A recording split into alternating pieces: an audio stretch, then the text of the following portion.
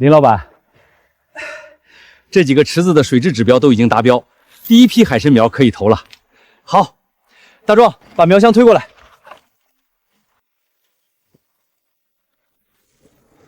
小东西们，好好长大啊！长大了就是钱。林爷，等咱们的渔场走上正轨，你爹娘在天之灵一定会为你感到高兴。到了那时候，咱们就结婚。县里批下来的养殖许可证和环保评估报告都办妥了，后续还有几家酒店想签供货协议，我把你的联系方式给过去了。莫姐，你帮了我太多忙了。我帮你也是在帮我自己。你养出来的海参品质好了，我听海楼的招牌就更硬。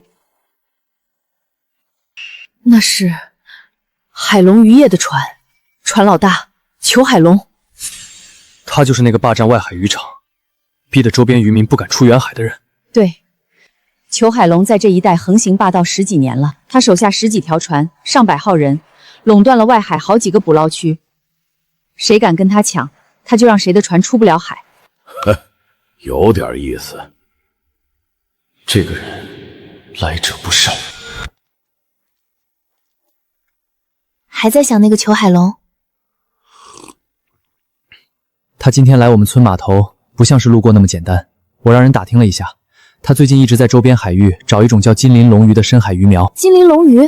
那是什么鱼？一种深海鱼，成鱼体长能到3米多，肉质极其鲜美，鳞片是金红色的，观赏价值和食用价值都很高。关键是，这种鱼的育苗技术目前还没人突破，谁能拿到活体种鱼，谁就能在人工养殖这个领域抢占先机。裘海龙也在找这种鱼。他要是拿到了金鳞鱼的种鱼，凭他的财力和人脉，很快就会垄断整个市场。到时候我们刚建起来的渔场，连口汤都喝不上。那我们也去找，看谁动作更快。你倒是有股子不怕事的劲儿。跟你学的。林爷，你在想什么？没什么。大黄，主人叫我干啥？是不是有肉骨头？大黄，帮我办件事儿。那个裘海龙今天白天来过咱们村码头，我想知道他现在在哪儿，在干什么，跟什么人见面。就是那个戴墨镜、抽雪茄，一看就不是好人的家伙。对，你替我盯住他，小心点儿，别让他发现你。主人，你放心，保证完成任务。小心行事，注意安全，别靠太近。主人，等我好消息。办妥了，人马上出来。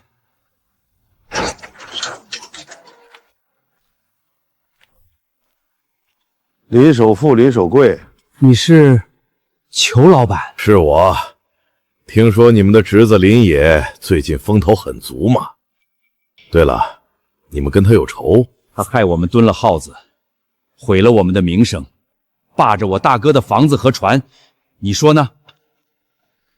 那就对了，上车吧，我有笔买卖要跟你们谈。裘老板，您为什么要帮我们？因为我也看那小子不顺眼，挡我的财路，就得付出代价。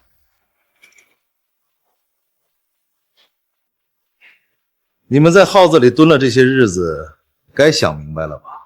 林野那小子，现在是你们全家最大的仇人。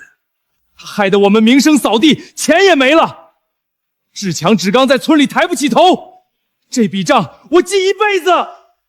裘老板，你直说吧，你要我们干什么？我最近在找一种鱼，叫金鳞龙鱼。这种鱼，谁先找到种鱼，谁就掌握了未来10年养殖市场的命脉。林野那小子也在找。你想让我们先找到？不需要你们去找，你们跟我混，阻止林野那小子找到金鳞龙鱼，必要的时候彻底解决他。彻底解决他？没错。好，裘老板，我们听你的，跟你混，你让我们干啥，我们就干啥。这帮坏种，他们想害死主人。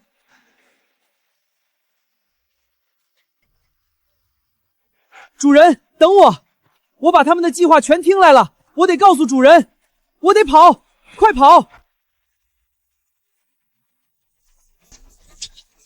主人，我找到了那个裘海龙，他住在镇子南头一栋3层小楼里，院子里养着2条大狼狗。但是主人，你放心，他们没发现我。你还看到了什么？我看到你2叔和3叔了，他们就坐在裘海龙家里。他们提到了什么金鳞龙鱼，还说要彻底解决你。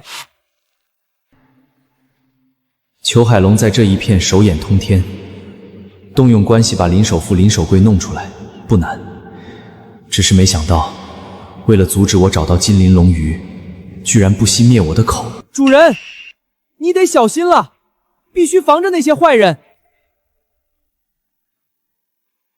好，辛苦你了，大黄，回去给你炖肉骨头。谢谢主人。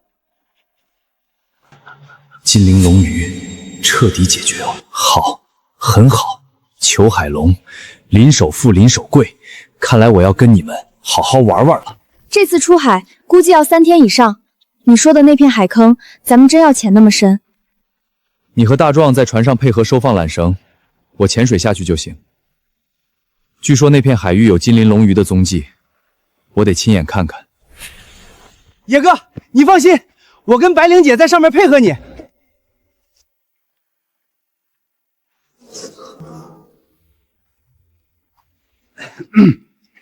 侄子，准备出海啊？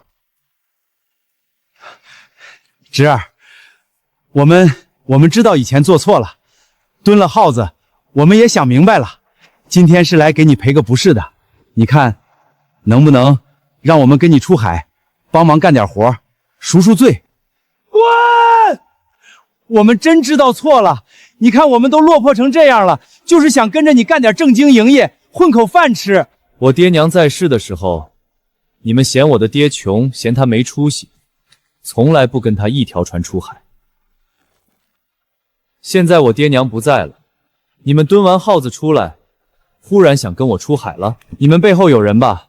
是谁？是不是海龙渔业的船老大裘海龙？什么裘海龙？我们不认识。你们站在这里的每一秒钟，都是在玷污我的眼睛。白灵大壮，上船，我们走。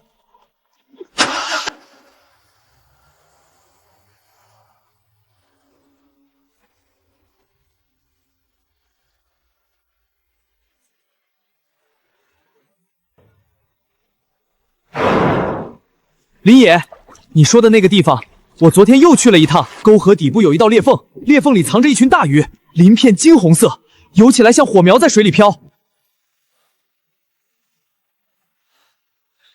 金红色鳞片，大的比我的1半还长，小的也有我脑袋那么大。虎鲸兄弟，带路！到了，那条裂缝就在这片高横底部，金鳞龙鱼群就在裂缝里面。准备下潜设备，我先下去探路。林野，在水里多加小心。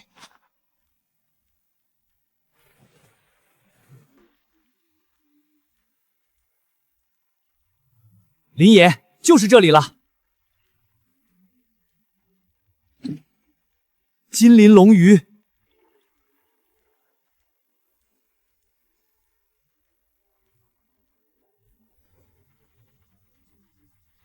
不好！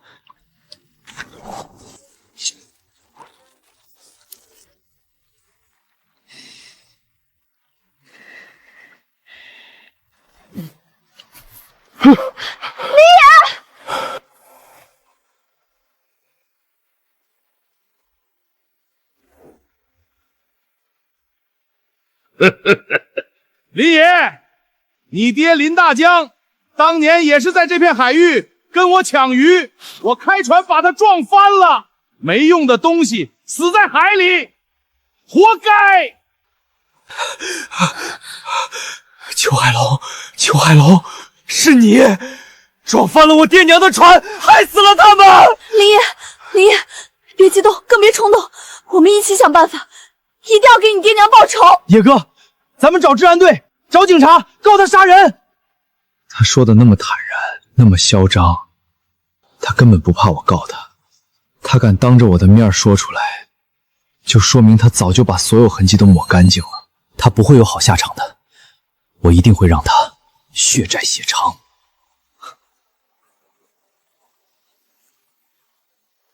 走，先回家。林野，这么晚叫我们过来，怎么了？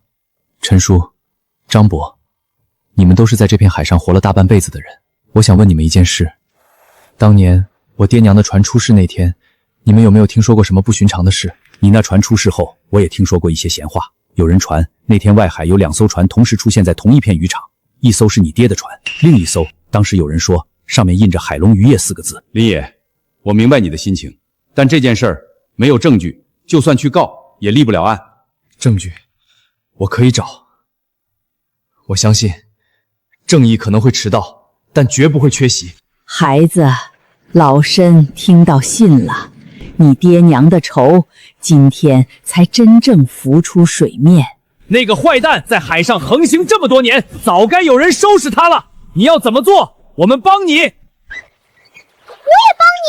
我盯过他的船，他经常去一个地方，有几次我在那边看到他们把网沉得很深很深。什么地方？在东南方向，离这里大概半天航程。有一片暗流很急的水域，他们的船经常在那里活动，周围有好几条船围着，不让别的渔船靠近。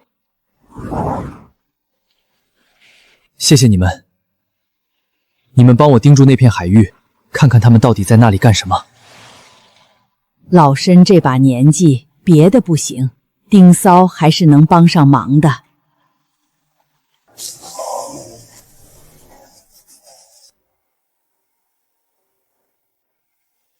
今天干得不错，至少让那小子看清了形势。他现在应该老实多了。裘老板，那金鳞龙鱼的种鱼，您打算怎么处理？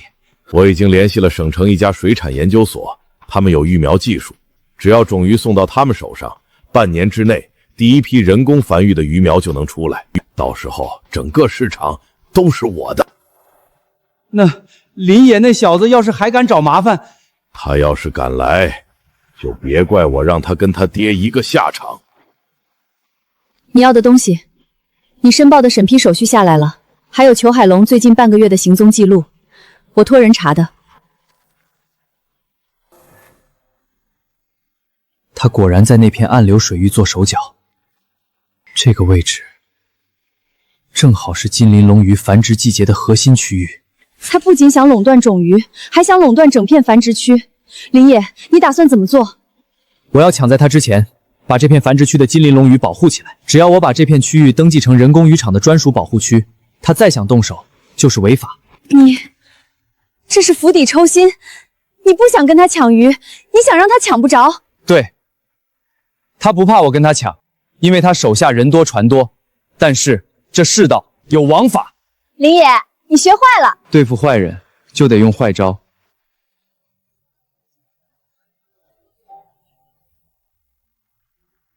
到了，那些坏蛋的船经常在这一带活动。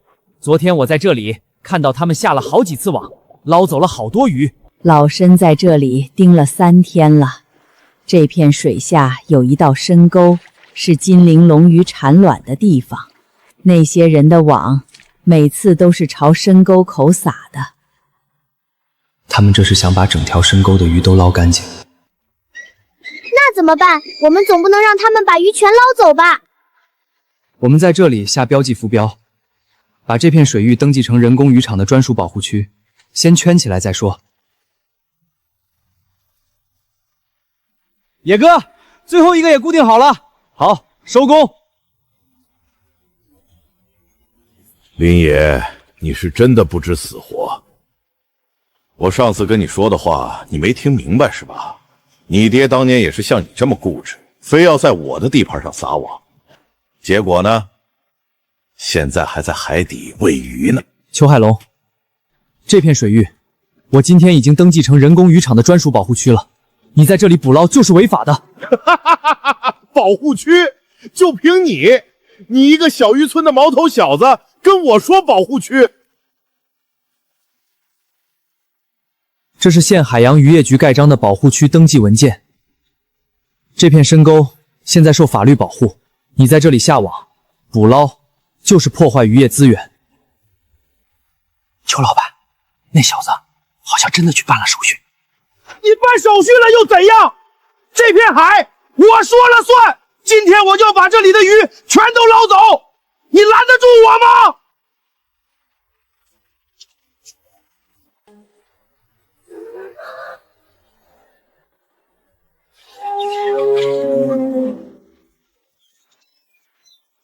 怎么回事？这些畜生！不许欺负林野，这片海是我们的。谁敢动这片海，就是跟整片大海作对。裘海龙，你在这片海上横行霸道10几年，欺负渔民，撞翻渔船，抢夺渔场，老身活了80年，早就该有人替那些枉死的渔民讨个公道了。你们，难道这都是林野搞的鬼？他到底用了什么邪术？这片海不属于你，也不属于我，它属于所有依赖它生存的生命。你在这片海上横行霸道的日子到头了。林野，你有种，你给我等着，老子绝不会放过你！你欠我家的命，欠这片海上所有被你欺负过的渔民的命，我要你一点一点还回来。撤船，都给我滚回去！他这是跟海里的畜生勾结上了。不管他用了什么邪术，这仇必须报。林野，你今天把他逼退了，他肯定不会善罢甘休。我知道，所以他下次来会比今天更狠。那个坏人不会就这么算了的。我们虽然在海上能护着你，但他要是到了陆地，你放心，岸上的事我有准备。你们今天已经帮了我天大的忙了。孩子，你比老身想象的更有胆魄。这片海域，老身会替你继续盯着。我们也是，他们再来，我们还围他。谢谢你们，我林野欠你们一个大人情。今天你把裘海龙逼退了，他回去肯定气得要疯。这只是第一步，咱们的渔场要继续加强建设。金鳞龙鱼的育苗技术我还没掌握。野哥，你之前不是抓了2条小鱼回来吗？养的怎么样了？活得挺好，但光有鱼苗不够，繁殖周期、水温控制、饵料配方这些东西，我得找懂行的人学。莫姐今天打电话来说，她认识省城水产研究所的一个老教授，专门研究深海珍稀鱼类的繁育。他帮我们约了，后天去省城见面。去省城？那我是不是也能去？这次去省城，路上时间紧，你在家看家，看好咱们的鱼苗，别让任何人靠近那个水箱。主人放心，我守在这儿，连一只苍蝇都别想靠近那个水枪。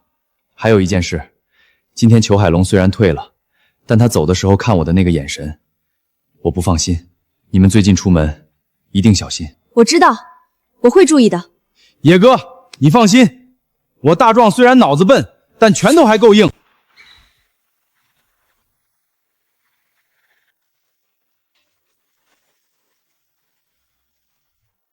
你就是莫老板说的那个养海参的小伙子？周教授您好，我叫林野。金鳞龙鱼的事儿，莫老板在电话里跟我说了。你要知道，这种鱼在全国范围内，目前为止还没有人成功实现人工繁育。教授，这是我之前从海里带回来的。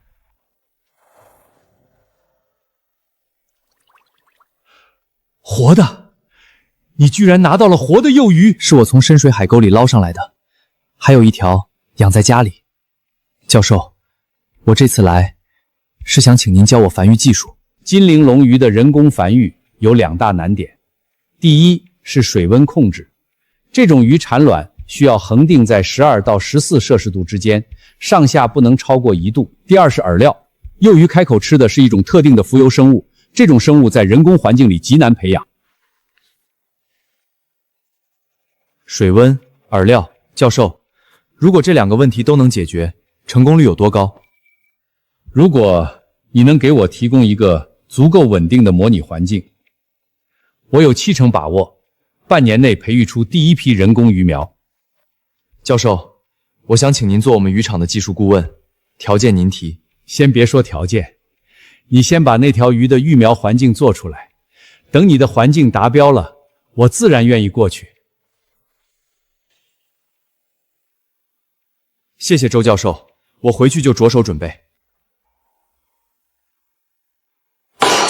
今天的事儿，你们怎么看？那小子确实邪门，那些海里的东西好像都在听他的话。听他的话？那些畜生懂什么叫听话？我看是他运气好，赶秒了。今天白天那些海猪和虎鲸出现，是那个海域本来就有的东西，他正好撞上了。裘老板，我查过了，林野手上的那份保护区登记文件，的确是县海洋渔业局正式批复的，公章、编号、存档记录全都有。咱们如果要硬来，在法律上站不住脚。法律？在这片海上，老子就是法律！裘老板，我只是提醒您，来硬的不是不行，但得做得干净。像今天这样正面冲突，把自己摆在明处，容易被抓住把柄。你说的对，正面冲突我吃亏，那就换个玩法。裘老板，您的意思是？他不是很在乎那个渔场吗？很在乎他身边那个女人吗？还有那个开酒楼的莫文新，不是一直在给他撑腰吗？这3样随便动哪一样，都能要他的命。您打算先动哪个？先让他在岸上守不住他的渔场。哥，这东西倒下去，那些苗就全完了。裘老板说了，这药能让海参苗3天之内全部烂根，3天后我们再来，把池底的残骸冲干净，神不知鬼不觉。啊！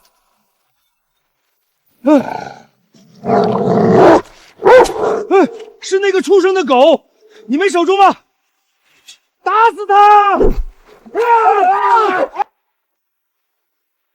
快走，惊动人了！主人让我守着，我就守着，谁都别想碰那些苗一下。大黄昨晚跟那几个混蛋拼命，爪子都划伤了。我昨晚可厉害了，咬跑4个人，把他们的药瓶都打碎了。大黄，你立了大功，那池海参苗要是被下了药，咱们大半年的心血就白费了。主人你放心，有我在，谁都别想碰咱们的东西。他们白天刚在海上吃了亏，晚上就来渔场下毒，这说明裘海龙已经开始走极端了。野哥，咱们报警吧！昨晚上那4个人的脚印和药瓶都还在现场。报警只能抓小喽啰，动不了裘海龙。他既然敢派人来，就一定做好了被抓住的准备。那些人不会供出他来的。那怎么办？明枪易躲，暗箭难防。他越想让我乱，我就越不能乱。把渔场的围栏加高，安排人手，日夜轮班盯着。金鳞龙鱼的育苗环境，我要尽快建起来。我不能一直被动等着他来打。你有主意了？他以为我只能在海上跟他斗，他忘了我还有一条路。林野，他听说你的事了，想见你。这是大王乌贼。你好，林野，虎鲸跟我说了你的事。乌贼老弟，久仰。乌贼老弟的族群是这片远海最老最深的海洋居民，他们从不轻易露面，这次能来是真心想帮你。我不常在近海出现，但你要对付的那个裘海龙，他的船队最远跑到过什么海域，我一清二楚。他的捕捞船队有时候会深入到我的地盘。前辈，您的意思是？他的船队去远海拖网，我在暗处盯着。那些渔网在深水里拖行的时候，我可以从下面把网绳缠住扯断，他们只会以为是海底礁石刮的。前辈，您能在不暴露自己的情况下，让他的船队在远海损失渔网？我有8条触手，每一条都能缠住碗口粗的烂绳。他那些拖网对我来说就像蜘蛛网一样脆弱，而且我在深水里做事，他从水面上什么也看不见。乌贼老弟出马，那些船队以后在远海别想顺顺当当捞到一条鱼。呵呵呵，近海有我，远海有乌贼老弟，裘海龙的船队走哪儿都别想好过。乌贼老弟，您帮我这么大忙，我无以回报。海洋是大家的，值得所有人好好护着。你放心，我一定做到。你上次送来的那批海参，我已经让老周试了3个菜，反响特别好。客人们都说肉质紧实，味道鲜甜，比外面进货的质量高出不止1个档次。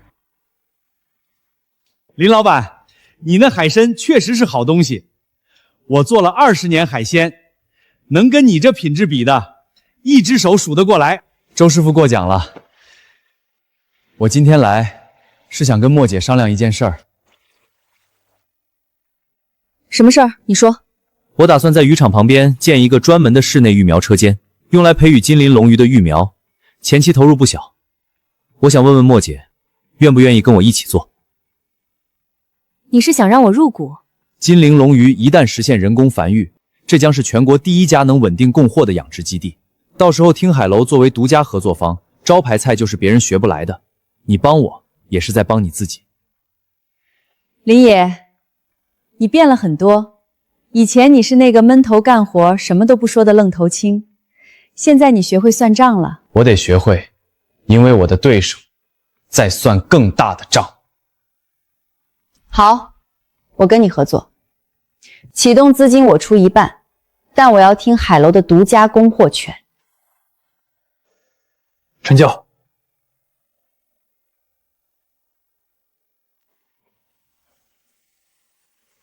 好，控温系统做到了正负0.5度，过滤系统也达标了。你这个车间比我预想的好。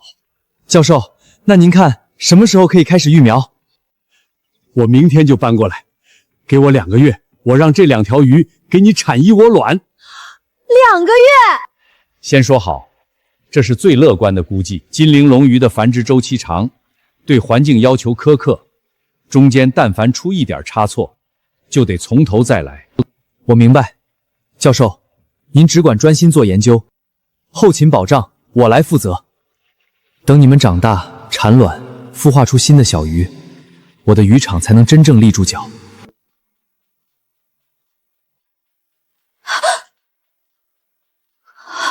你们是谁？别出声，跟我们走一趟。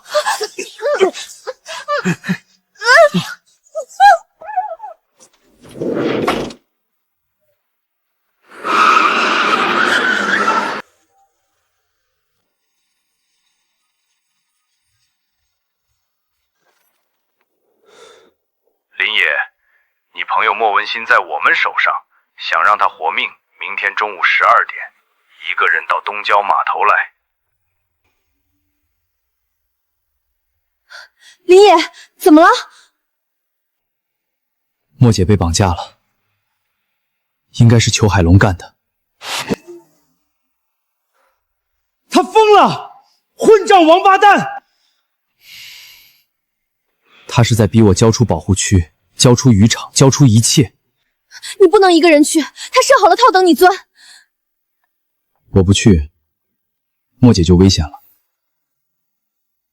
裘海龙，你不得好死！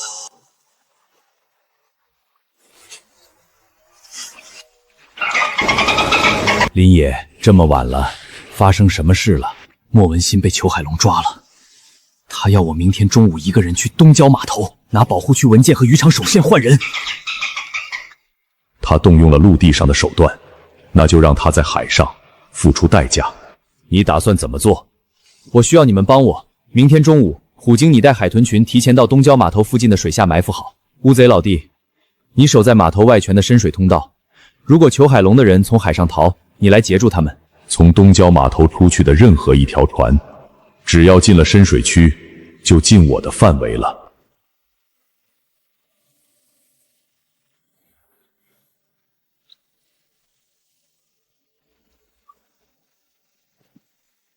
还挺准时，东西带来了吗？莫姐，你还好吧？少废话，文件呢？在这里。我要先确认莫姐平安。你以为你有资格跟我谈条件？把文件交出来，我放人，不然你就带他尸体回去。裘海龙，你确定要做这么绝？绝！人不狠，站不稳。啊！什么东西？裘老大，你怎么样？伤得重不重？这些畜生都是他叫来的。莫姐，快走！林野，你这个，你用妖术！这不是妖术，这是你欠这片海的债，今天只是找你讨点利息。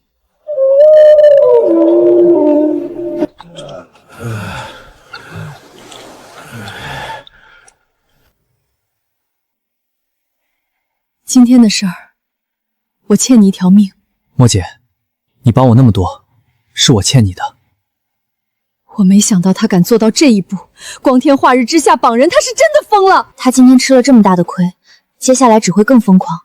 所以接下来我不能给他再动手的机会。岳哥，你打算怎么弄？他最大的依仗是他的船队，只要他的船队还在海上，他就可以继续横行霸道。你想动他的船？我不动，让海去动它。主人又有新主意了。裘海龙的船队一共有10几条船，他们平时停在哪里？镇子南边的渔港码头，那里水深，能停大船。平时有2条船在看守，其余的都停在码头外锚地。我能带你去摸清楚每条船的位置，我游得快，1晚上就能把锚地的船数清楚。那些船上的人白天出海，晚上回港。他们在海上捕捞的时候，网具经常会沉到很深的地方。网具沉到很深的地方？对，那种网很重，拖在船后面，捞上来的东西，有时候连海底的石头都能刮上来。我有办法了。什么办法？他们不是喜欢在深水区拖网吗？那就让他们拖。你帮我找一片暗礁特别多的地方，最好礁石锋利，位置隐蔽。这一招够损，我喜欢。我知道一片暗礁，就在他们常去的那片渔场东边，那里的礁石又尖又多，大船根本不敢靠近。但要是有人把网拖过去，够他们喝一壶的。那就从明天开始，把他们往那片暗礁引。莫姐说，裘海龙今天下午带着5条船出去，回来的时候全都没了网。他气得在码头砸了3只酒瓶，5条船全没了网，这裘海龙怕是要吐血了。主人这招太坏了，让虎鲸在近海搞他，让乌贼老弟在远海搞他，他船队走到哪儿都捞不着鱼，气都气死了。近海有虎鲸盯着，远海有乌贼老弟守着，他船队的渔网一张都别想平安捞起来。可是林野，裘海龙今天的损失虽然大，但这只是皮毛，他真正的底子还在。如果他发现这不是巧合，所以我不能只靠这种手段。金鳞龙鱼的育苗才是根本。等周教授那边出了第一批鱼苗，我的渔场就有了别人拿不走的东西。到时候裘海龙在海上再怎么折腾，也动摇不了我的根基。原来你心里一直有数。我得有数，我不光是为了自己，还有莫姐、你、大壮、大黄，还有虎鲸兄弟、乌贼老弟、龟婆婆、海猪们，这么多朋友帮我，我不能让他们白帮。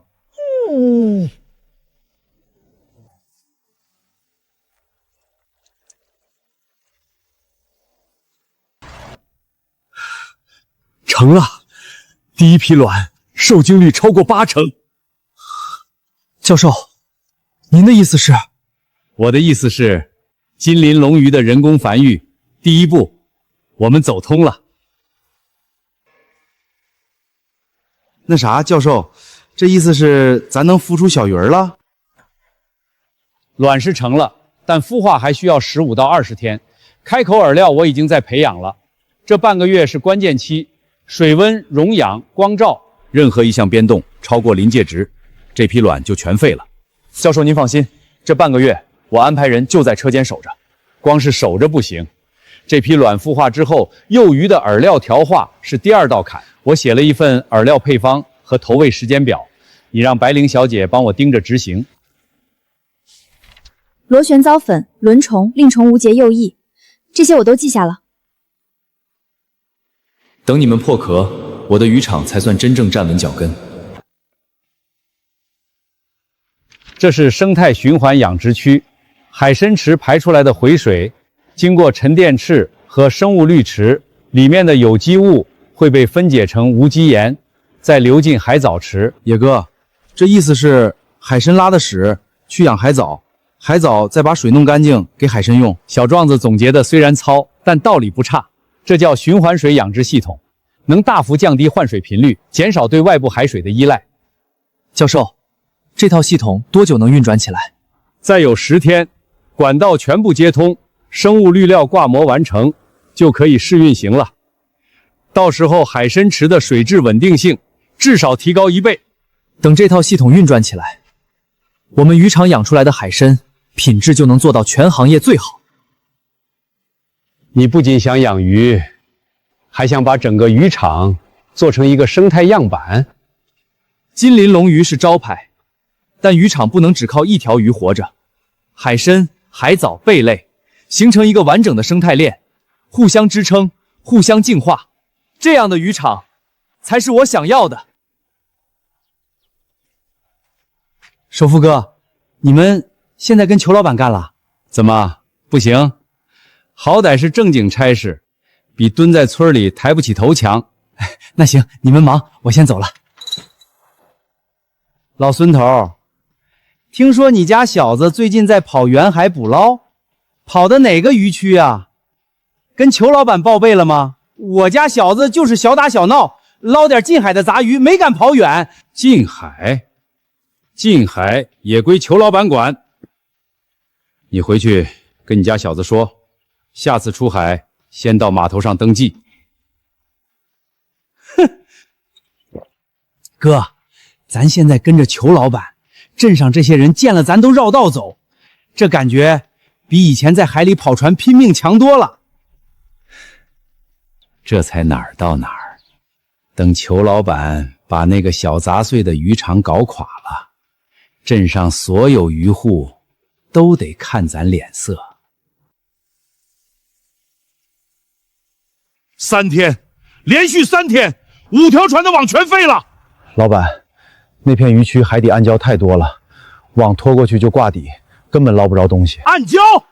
那片海我跑了20年，什么时候有过这么多暗礁？裘老板，这事儿邪门，您想吧，以前那片渔区从来没出过这种事儿，偏偏林野那小子开始在海上活动之后，咱们的网就1天坏一次。你是说那小子在搞鬼？我打听过了，那小子好像能驯服海里的畜生，上次在东郊码头你也亲眼看见了，那些畜生听他的话。他以为有那些海里的畜生撑腰，我就拿他没办法了。老板，您肯定有高招。哼，跟我去一趟省城，我要买点东西，让那些畜生知道我裘海龙的厉害。老板，你们这儿最好的鱼用声呐，拿给我看看。裘老板，您来对地方了，这是德国进口的 HH900 型鱼用声呐，水下探测深度可达300米，分辨率极高，不管是鱼群还是水下地形，看得一清二楚，市面上最顶级的货。功率多大？峰值输出1000瓦。正常使用的时候，方圆200米内的鱼群都会被惊扰，自动散开。我要的就是这个效果，还有更大的吗？更大的有是有，但那属于工业级的深水探测设备，功率比这台还大1倍。不过裘老板，那个功率的声呐用在海面上，对周围的海洋生物影响可不小。多少钱？我要2台，一台常规的装船头，一台大功率的装船尾，2台加起来8万，装到我船上去。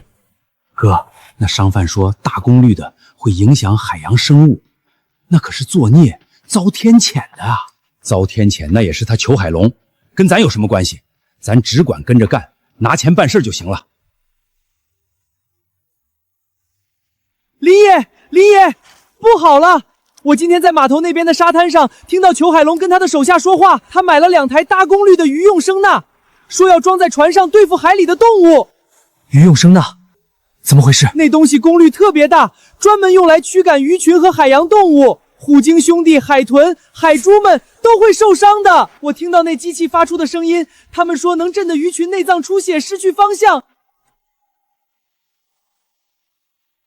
你确定他买了那种声呐？确定，我亲眼看到的。那2台机器已经装上他的船了，他说明天就要出海试机。林爷，虎鲸兄弟他们会不会出事啊？不会，我不会让他们出事。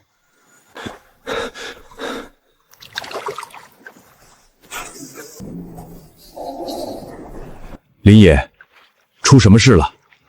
沙蟹告诉我，裘海龙买了2台大功率渔用声呐，一台常规的，一台工业级的，已经装上船了。那东西在水下发出的声波足以伤害你们。那个坏蛋，他这是要赶尽杀绝！声呐的强声波能干扰我们的回声定位系统，让我们在海里变成瞎子和聋子。严重的话，内脏都会被震伤。老参活了80年，见过渔船用声呐找鱼群，但那都是小功率的。工业级的大功率声呐，这东西出现在近海，对整片海域的生态都是灾难。他不仅想对付我，他还想伤害你们。他把我当成挡他财路的绊脚石，所以要把你们也一并除掉。林野，你说怎么办？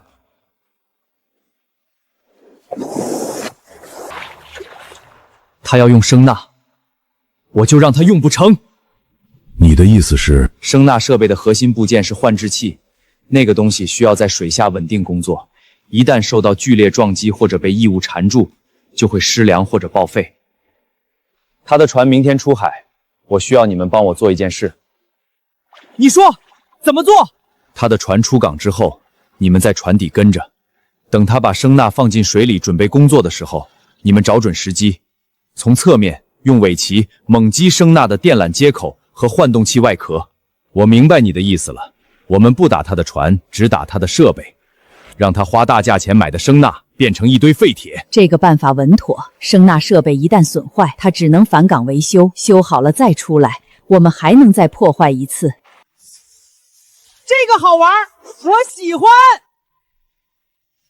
各位小心行事，安全第一。裘海龙的人这次肯定会在船上盯着水下动静，你们别靠太近，等船驶出港湾，光线暗了再动手。你放心，这片海是我们的地盘，我们比他们更懂怎么在水下不被人发现。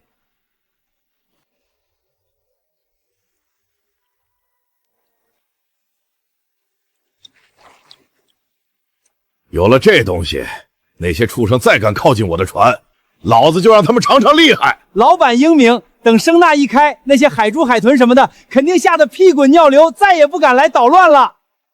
今天出海试机，我要亲眼看看这东西到底有多猛！哈哈哈哈哈！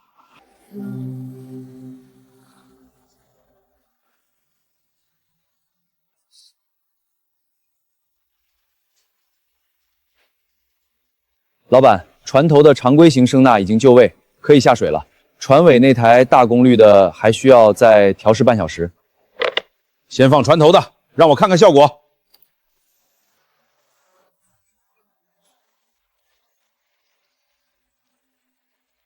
好东西，这画质清楚。怎么回事？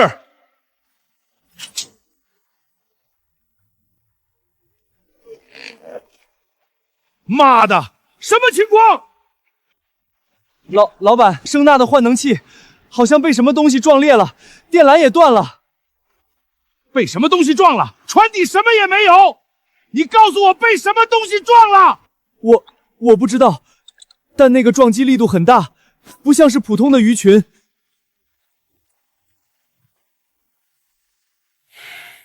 难道又是那些畜生？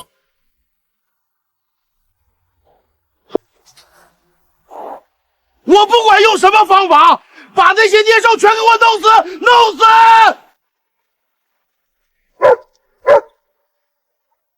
林野，成了！裘海龙那台船头的声纳换能器被我一尾巴抽裂了，电缆也断了。我补了一记尾鳍，狠狠拍在它的电缆接口上，真痛快！船尾那台大功率的还没来得及下水，他们就被吓跑了，暂时安全了。不过林野，我听到那个坏蛋在船上发飙了，他说不管用什么方法都要弄死我们。所以他不会停手，他知道声纳能对付你们，就会想尽办法修好它或者买新的。他的目标不是一台设备，他恨你们帮我，恨你们让他丢了脸破了财。那你打算怎么办？他敢动你们，我就让他再也动不了。我要让他在海上彻底失去立足之地。怎么做？他最大的底子是他的船队，船在，他就有钱、有人、有势力；船没了，他就什么都不是。我要让他的船队一条一条的从海上消失。怎么消失？把他的船全都堵在港里，出不来。什么办法？快说呀！急死我了！是啊，林野，你就别卖关子了。很快你们就知道了。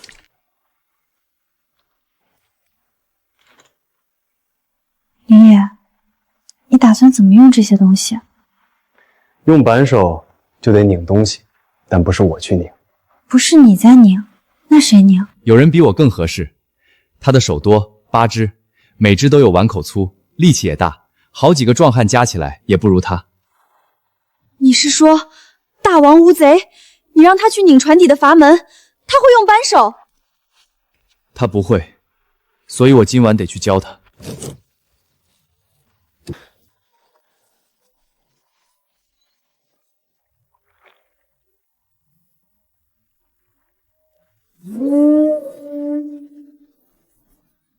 林野，码头那边的情况我摸清了，今晚码头上只有3个人值班，都在值班室里打扑克，船上1个人都没有。裘海龙不在港里，那3条铁壳船和2条运输船都停在泊位里。乌贼老弟，今晚你来做最佳男主角。好期待呀！你告诉我怎么做。每一艘大船的船底都有一个海水阀，在这个位置，大概在吃水线下方2尺的地方，圆形的，有螺丝接口，用手或者扳手可以转动。是这样的。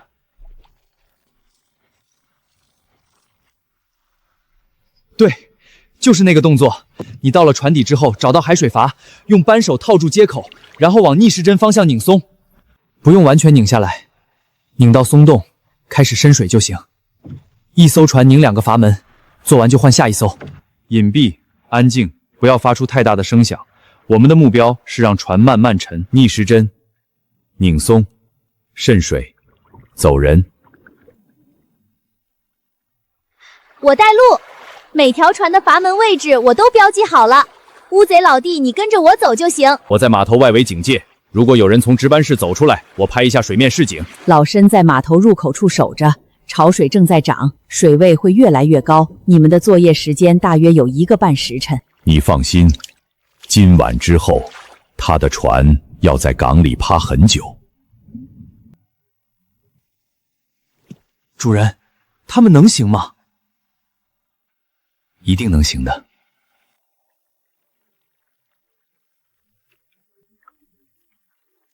第一艘铁壳船，船尾左舷下方，吃水线下2尺。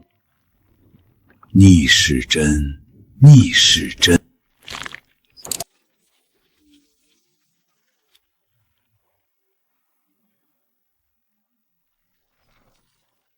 还有这个。第2艘运输船，船底中部偏右，2个阀门距离很近，隔了大概2米。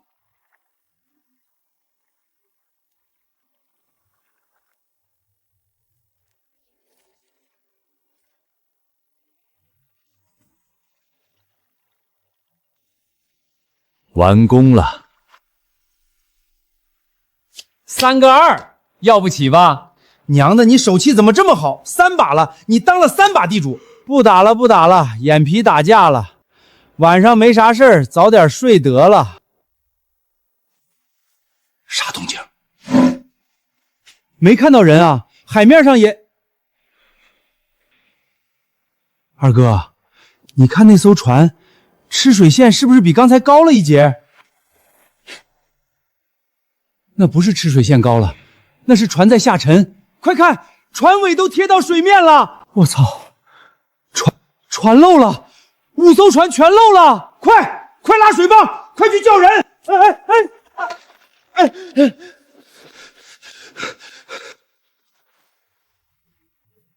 完了，阀门被人拧开了，船底进水了。谁能同时拧5艘船的阀门？咱这是闹鬼了吧？裘老大回来非得弄死咱不可，还愣着干嘛？先把能保的船拖到浅水区去，快啊！这怎么救啊？完了，全完了！成了，主人，那边吵起来了。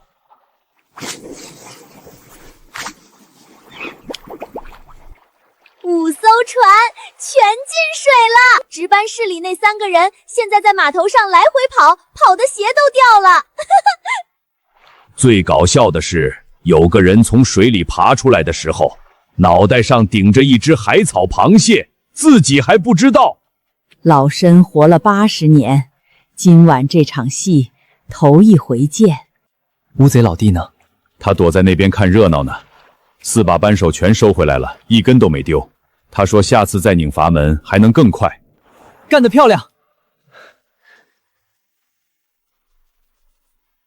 走，回家。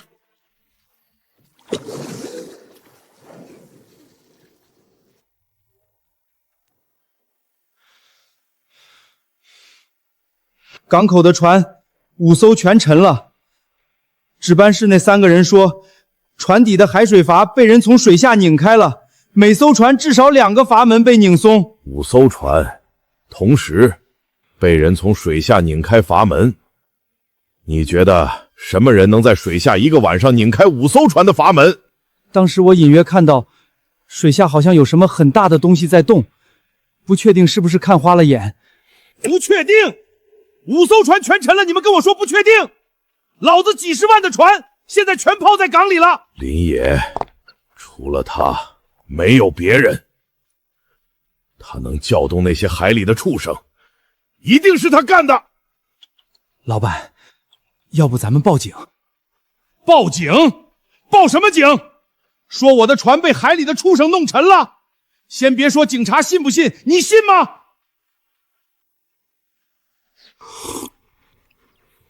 野哥，我早上天没亮就去码头那边溜达了一圈，那5艘船沉得整整齐齐，桅杆露在水面上，像5棵歪脖子树。你懂的，值班室的林首富他们估计一夜没合眼。恶人有恶报。那3艘铁壳船加上2艘运输船，是裘海龙船队里吨位最大的。没了这几条船，他的捕捞能力直接砍掉70%。你昨晚到底怎么做到的？我翻来覆去睡不着，一直在想这个事儿。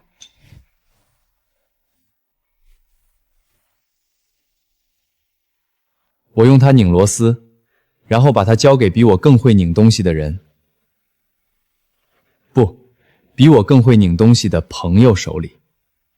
8只手，4把扳手，1个晚上。他学会用扳手了。学得很快，那些朋友一个比一个聪明。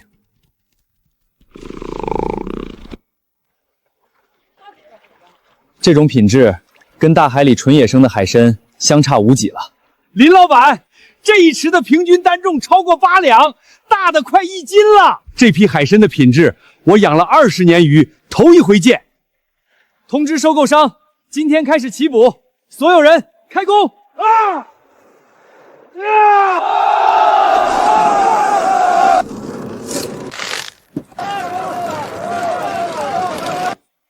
林野，你猜这批海参的总产量有多少38000斤，加上之前陆续出的一批，咱们第一季的总产量突破5万斤了。按现在的市场价，这一季的毛收入就有将近100万。100万，我们做到了。野哥，100万，咱能买多少肉骨头啊？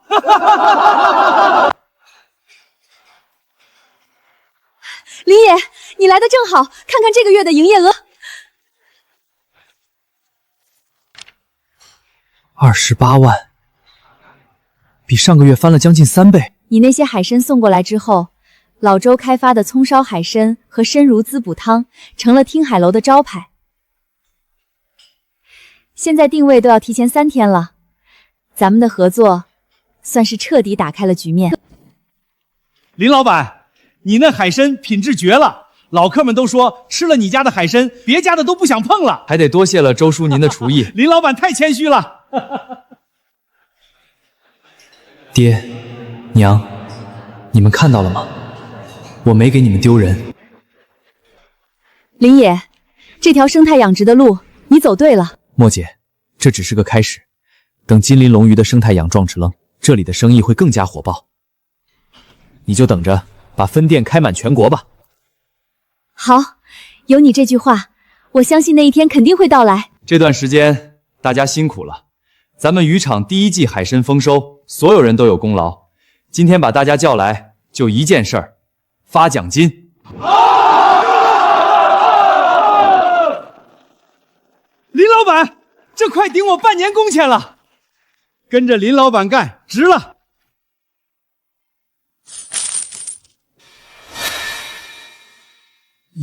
野哥，这也太多了吧？不多，建渔场的时候你出的力最多，风里雨里跟着我干，这钱是你应得的，拿回去把老房子翻新了，再讨个媳妇儿，红火的日子过起来。野哥，我这辈子跟定你了，你让我干啥我干啥。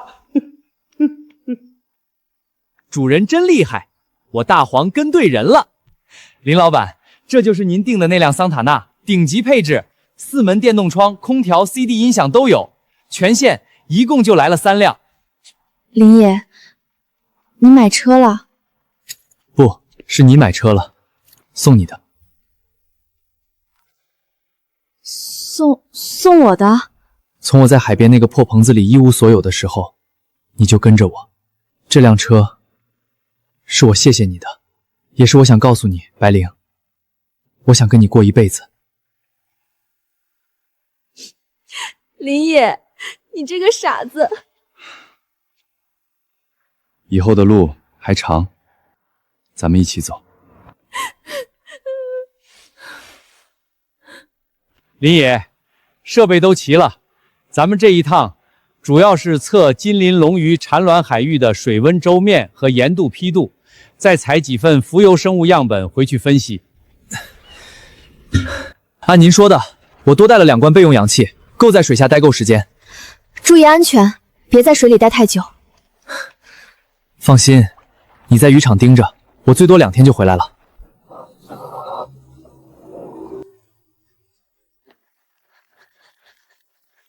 莫姐，林野出海了，说是要去测什么水温数据，我这心里总有点不踏实。他带了几个人？就周教授和他那个助手，3个人1条船。上次裘海龙的船沉了5条，他肯定不会善罢甘休。林野一个人在海上，万一碰上裘海龙的人，莫姐，要不咱们也出海？莫姐，快艇的油箱是满的，跑3、4个来回没问题。林野的船往东南方向去了，咱们沿着那个方向追，应该能赶上。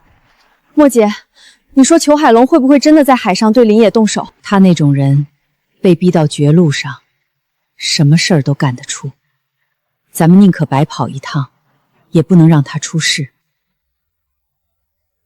这片海域的水色跟上次来的时候不太一样了，表层水温大概高了 0.5 度，可能是洋流变相了。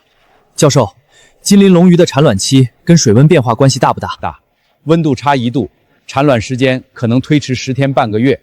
咱们这次采样得把全水层的温盐数据都带回去，这样才能建出准确的繁育窗口模型。那是裘海龙的船，他追过来了，他怎么知道咱们在这儿？教授，您和小陈进舱里去，把门锁好，不管外面发生什么，别出来。林野，你一个人，听我的，快进去。林野，这么巧啊，又遇上了。裘海龙，你追了这么远，是来跟我聊天的？聊天？我是来给你送一份大礼。林野，你没想到吧？你在海上折腾我们的时候，我们也在路上等着你呢。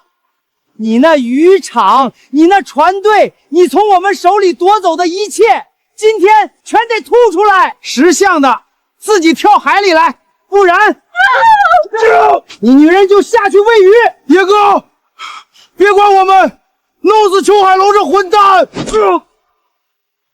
裘海龙，你冲着我来，放了他们。放他们？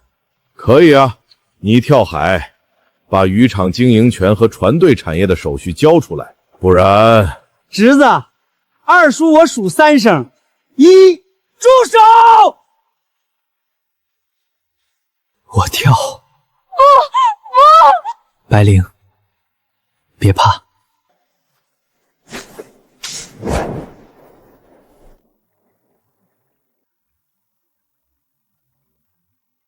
虎鲸兄弟、海豚小姐、龟婆婆、乌贼老弟，你们在哪儿？我需要你们，我需要你们快来！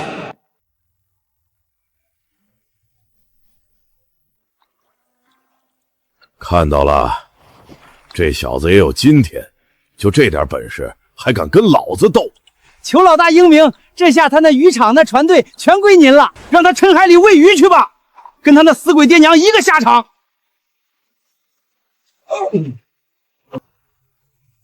野哥，你们这帮畜生，我跟你们拼了！小丫头，别哭了，你男人沉海了，以后你就跟着我吧，我比他有本事多了。呸！你这种畜生，不得好死！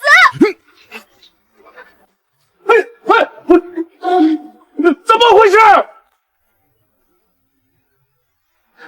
老板，看海里面！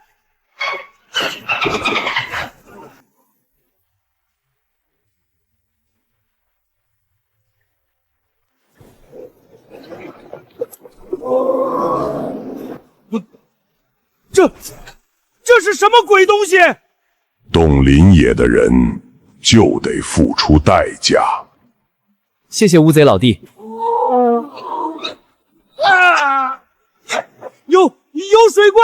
有水怪！快跑！快跑啊！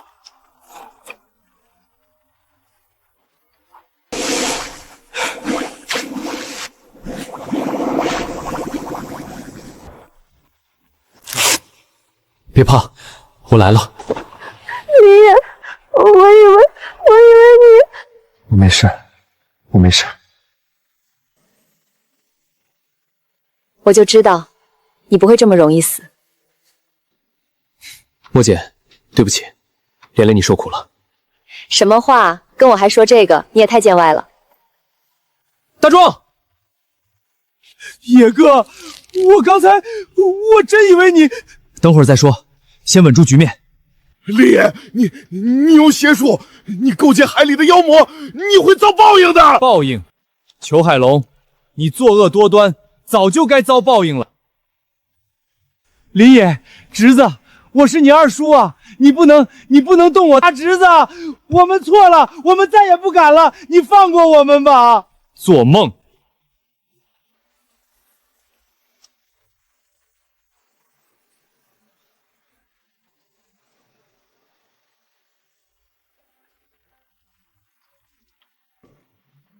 这艘船沉了，罪有应得。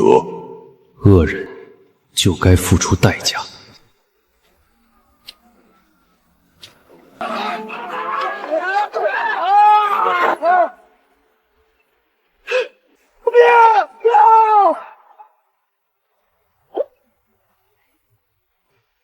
都是你们，都是你们！老子做鬼也不会放过你们！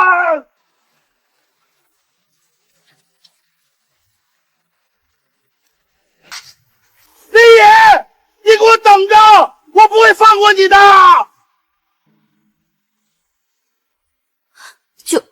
就这么让他跑了？如果他就这么死了，那也太便宜他了。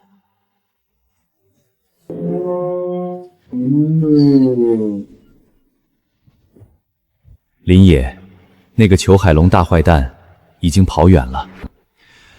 乌贼老弟、虎鲸兄弟、海豚小姐、龟婆婆，今天我欠你们一条命。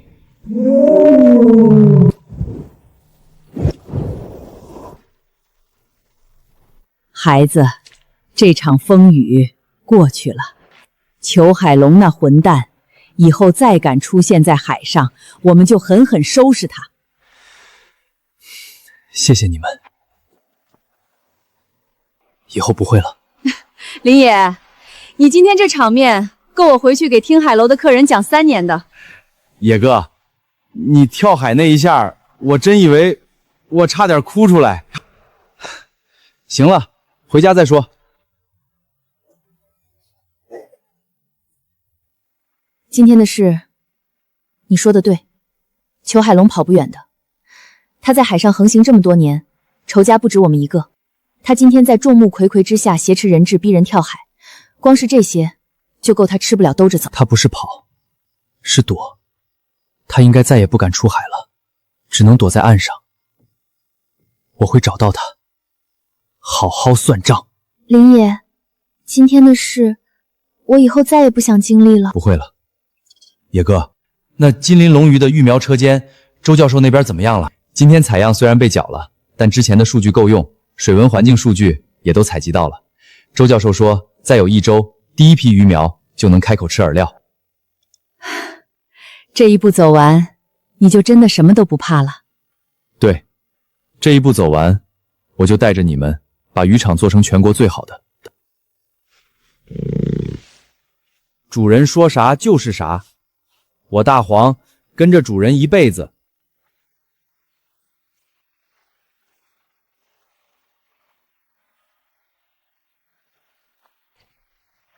周教授说，第2批金鳞龙鱼育苗的受精率又提高了，这次超过90%。他高兴地在实验室里直哼小调。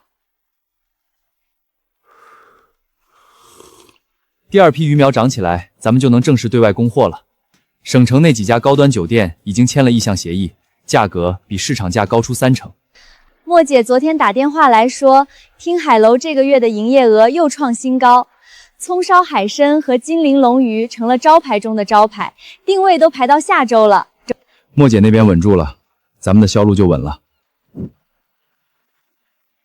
野哥，刚才跟县城水产批发市场的刘老板亲自来拉货，他说咱们的海参现在已经供不应求了，问能不能再扩2个池子。扩，但扩之前要把循环水系统先配套到位。周教授说的生态链模式，不能光靠堆池子，得靠系统。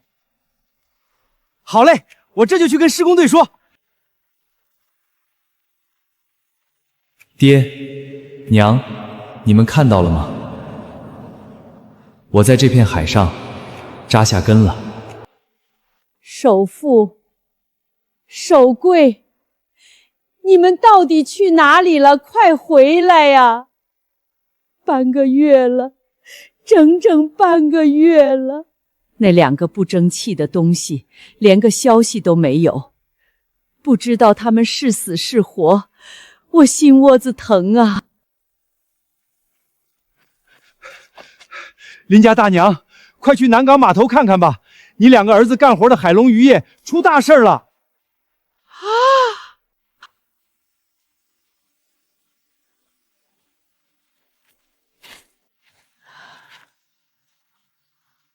船呢？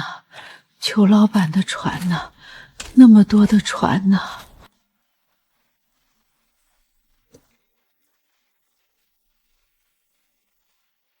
大娘，您是来找人的。你知不知道裘老板的船去哪里了？我2个儿子跟着裘老板干活的，已经半个月没回来了。大娘，裘老板的公司倒闭了，他那几条大船听说全沉了，欠了一屁股债，人也不知道跑哪儿去了。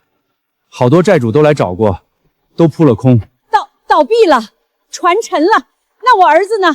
你见过林守富和林守贵没有？没见着。有人说他们跟着裘老板一起跑了，也有人说他们跑远海出了事，那天就在船上。大娘，您还是去问问质保队吧。守富、守贵，你们到底在哪儿啊？娘在家等着你们呢。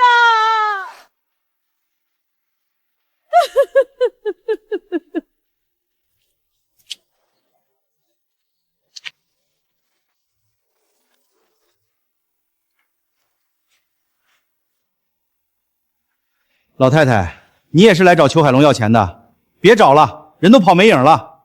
这破地方值钱的东西早被搬空了，就剩这些废纸。我不是来要钱的，我找我儿子。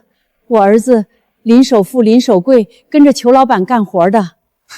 跟着裘海龙干活的，那你儿子怕是也跑路了。裘海龙欠了几百万的债，他手底下那些人能跑的全跑了。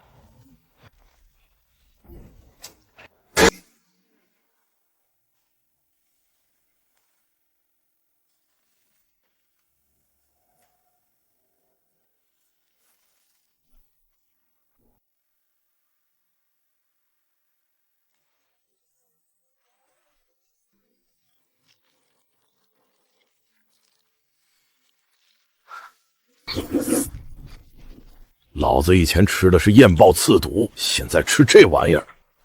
林野，都是你害的，你给我等着！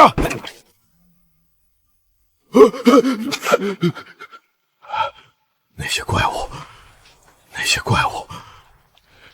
他们一定还在海里等着我。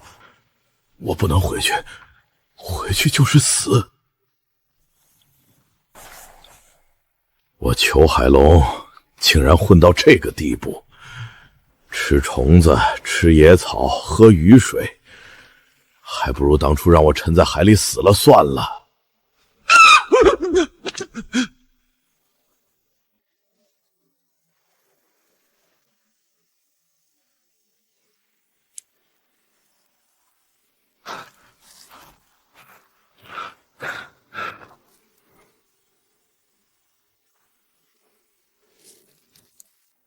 水也不多了，明天要是再不下雨，我就得喝海水了。以前我在海上见一条船就追一条船，抢一条船，现在我恨不得钻到地缝里去。那些债主，那些仇家，都在找我吧？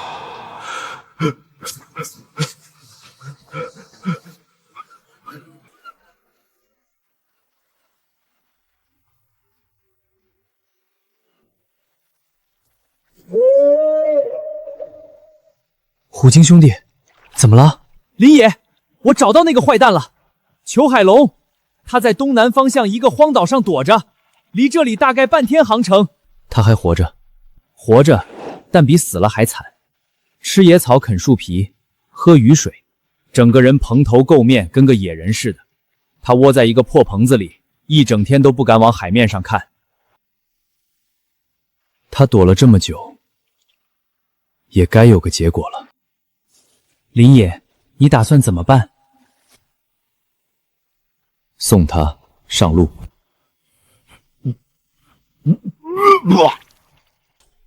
水，谁给我一口水？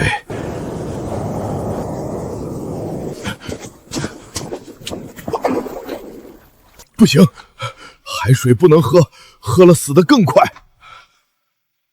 我不能死，不能死在这里！蛇！滚开！滚开！滚开！我可是海龙渔业的老板，我要弄死你！我要拿刀砍死你！我要刀砍死你！别过来！求你，别过来！啊！救命！救命啊！有人吗？谁来救救我！林野，是林野，一定是林野指使的。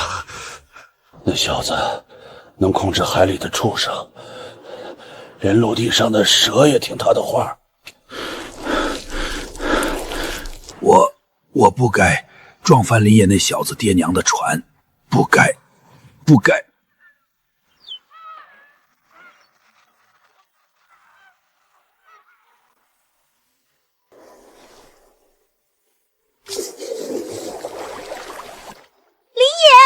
你听说了吧？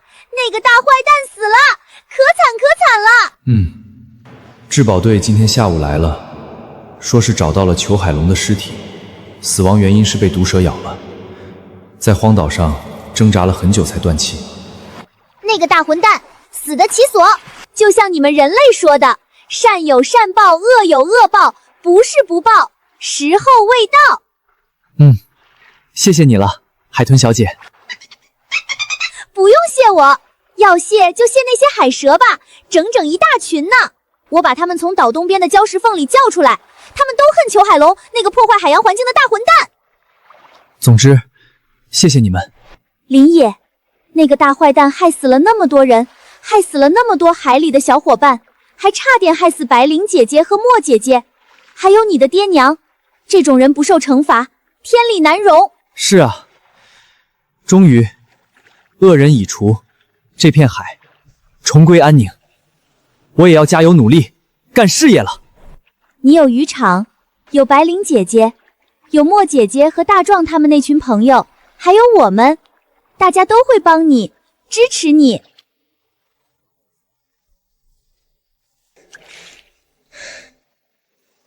谢谢。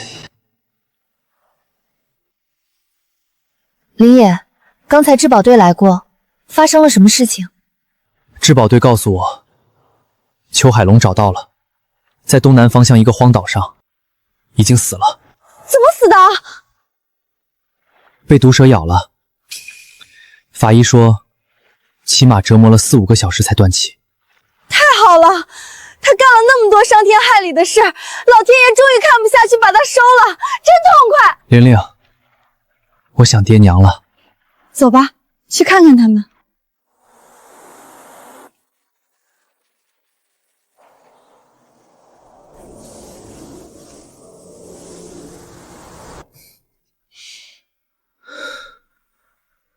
爹娘，儿子来看你们了。林野，今天日子好，风也轻，你跟你爹娘好好说说话，我不打扰你。爹娘，咱这里有3年不立碑的规矩，等3年过了，我给你俩立最好的碑，还要把你俩的坟头修缮得风风光光。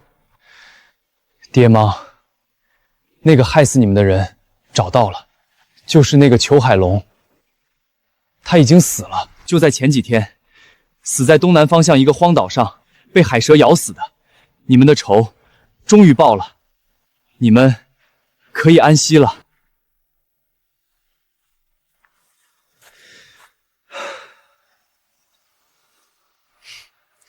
走吧，回家。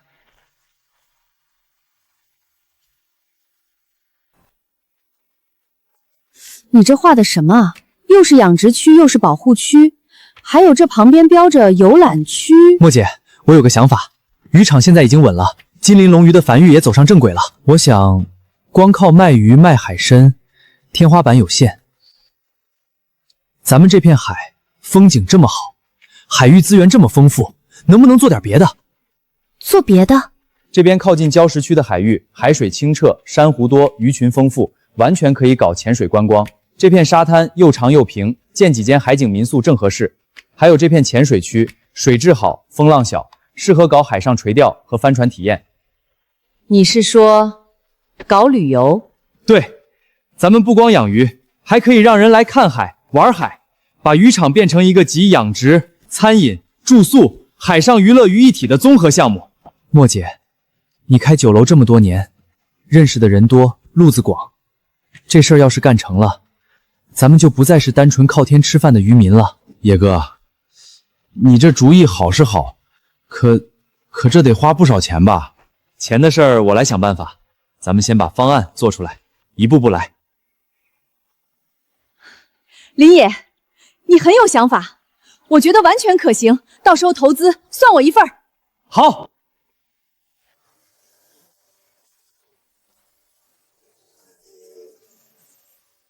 塔的观景台再修宽1.5米，到时候游客上去视野更好。栈道的护栏高度要加高，安全第一。第一批民宿的内部装修下周就能完工。莫姐说，她那边已经联系了3家省城的旅行社，都对咱们的海上观光项目很感兴趣。等灯塔修好，观光游艇到位，旅行社的团就能接了。野哥，快看，海面上有情况！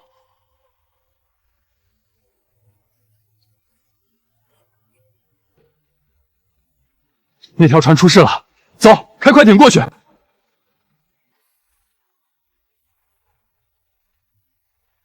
跳过来，快，船要烧了！周先生，你小心，快上去！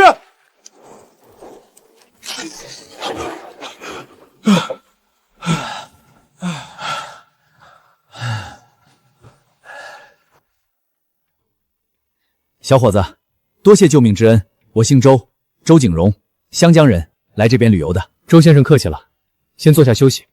大壮，掉头回港。谢谢，不客气。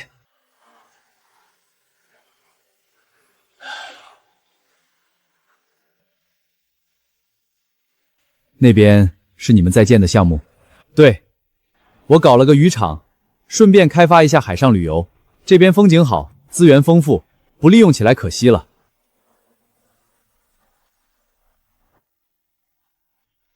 小伙子，想不到你年纪轻轻有这么好的眼光。哪里哪里，我只是靠海吃海的渔民，祖祖辈辈都是。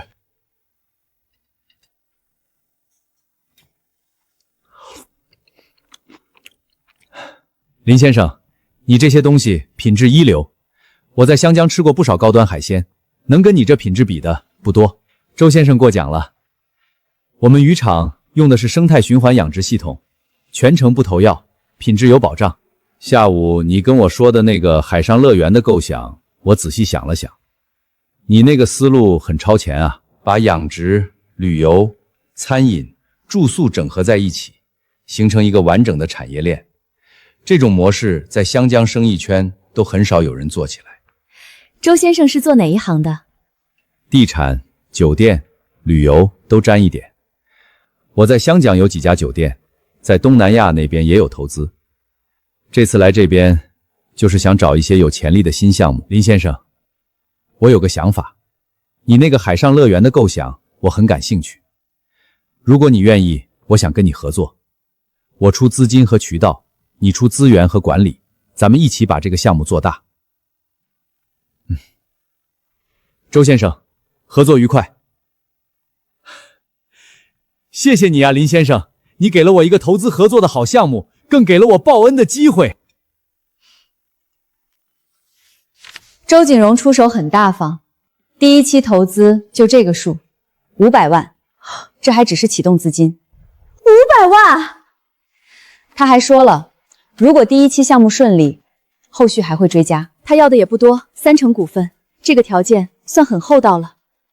500万，足够把海上乐园的所有基础设施建起来了。观光游艇、海景民宿、海上餐厅、潜水基地、垂钓平台，这些都能一步到位。野哥，咱这是要发大财了。不只是发财，等这个项目建成，咱们这片海就真正火起来了。来旅游的人多了，周边的渔户也能跟着受益。开民宿的、搞餐饮的、做导游的，都能有活干，有钱赚。你想得真远。这片海养大了我，我不能光想着自己发财，得让这片海也活起来。好，各就各位，林老闆你咪站到欄間呢邊去對，自然呢啲。大王咧，讓佢蹲喺你咪腳邊。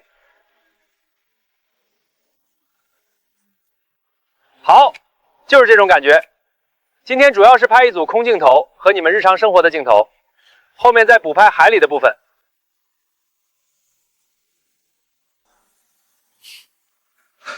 好，这个感觉太好了，非常自然。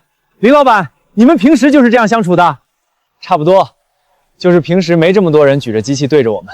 林老板，我跟你说，你这个故事太好了，孤儿、大海、复仇、奋斗、守护，放到银幕上绝对能火。等电影拍完上映，你林野这个名字全国都知道了。想不到咱们居然能拍电影当主角。是啊，不过这次是个好机会，不仅能演戏，更重要的是宣传咱们的项目，吸引更多的游客，倡导海洋保护。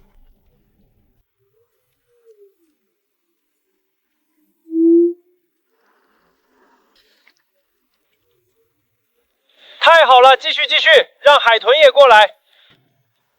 海豚兄弟、八爪鱼老弟、海豚小姐、龟婆婆们，咱们拍电影了，你们可要配合呀！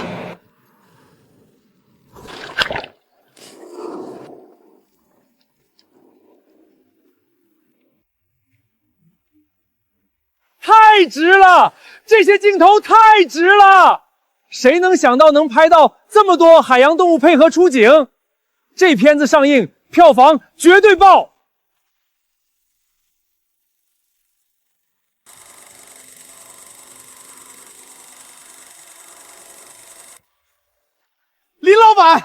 林老板是你吗？你那电影拍的太好了，我媳妇儿看完哭了2回。林老板，你那海上乐园在哪儿啊？我们单位下周搞团建，就定你那儿了。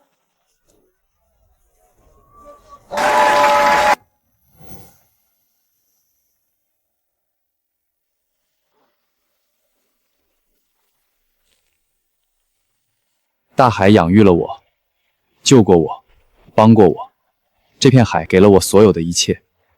我今天立这尊海神像，不是求财求运，是想提醒自己，也提醒所有来这片海的人，我们靠海吃海，更要敬海护海。这片海是我们的根。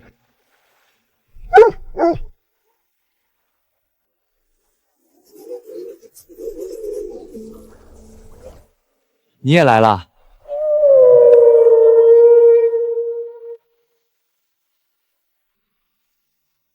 林先生，你说要搞海上乐园，我其实心里还有点打鼓，但今天看了这个场面，我得说，你是对的，这个模式大有可为。当初要不是周先生你的资金和渠道支持，我光有想法也做不起来。好的项目值得投。你这海上乐园的模式，我已经让我的团队做了一套标准化的方案，准备推广到其他沿海城市去。到时候你作为技术顾问，股份照旧，推广到其他城市。林野，你这个模式，生态养殖加海洋旅游加环境保护，在全国沿海地区都有复制价值。你愿意跟我一起做吗？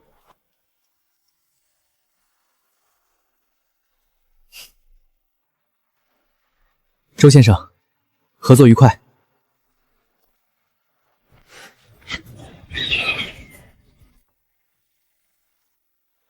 林野，这一年你变化真大。当初第一次见你的时候，你还瘦瘦小小的。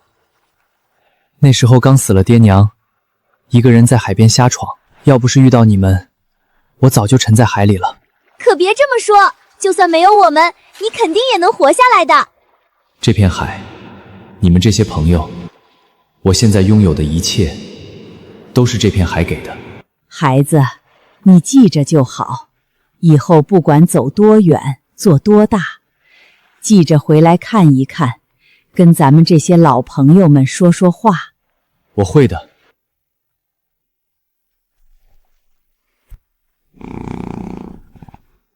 爹娘，你们看到了吗？我在这片海上立住脚了。我会一直守着这片海，守着咱们的家。回家。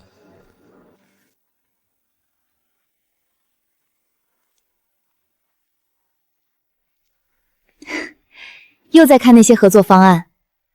周先生那边说，湘江那边的样板项目已经动工了，你什么时候过去看看？等这边第3期工程验收完了就去。周先生做事靠谱，我不过去也没问题。林野，你现在名下2个养殖基地，1个海上乐园，3家海景民宿，6条观光游艇，还有跟周先生合作的那么多项目。你现在可不是当年那个赶海的小伙子了。什么渔王不渔王的，我一直都是那个海边长大的渔民。请问是林野同志吗？这里是海洋科研总局，我是主任秘书刘长河。你好，刘秘书。林野同志，长话短说，有一个极其重要的军工科研物品坠落到了你所在的深水区域，目前我们急需将它打捞上来。好，配合，当然配合。那个科研物品极其重要，价值不可估量，谁能成功打捞将获得500万奖金。这件事涉及到国家安全和军事科研保密，希望你能全力配合，并且保密。刘秘书，您说，具体什么海域、什么深度，有没有坐标？坐标我们稍后会派人送到你手上。坠落物在东南方向那片暗流水域，水深大约220米，体积不大，但结构精密，需要水下精准作业。林野同志，你是那片海域最熟悉地形的人，我们相信你的能力。我接这个任务，请你把详细资料和坐标送过来，我这边马上准备。好，明天上午会有专人把资料送到你渔场，500万奖金，打捞成功当天兑现。林野同志，拜托了。什么军工科研物品？听起来很重要。200多米深，你有把握吗？东南暗流水域，水深200多米，那一带地形复杂，暗礁多，洋流乱。专业捕捞队虽然有声大和机械臂，但是难度还是很大。我有那些朋友们帮忙，应该没问题。500万虽然是一笔巨款，但咱们现在不缺钱，如果下海的话，风险会不会很大？这不是钱的事儿。刘秘书说了，那东西涉及到科研安全，我既然有这片海的能力，能帮上忙的就得去帮。好，好吧。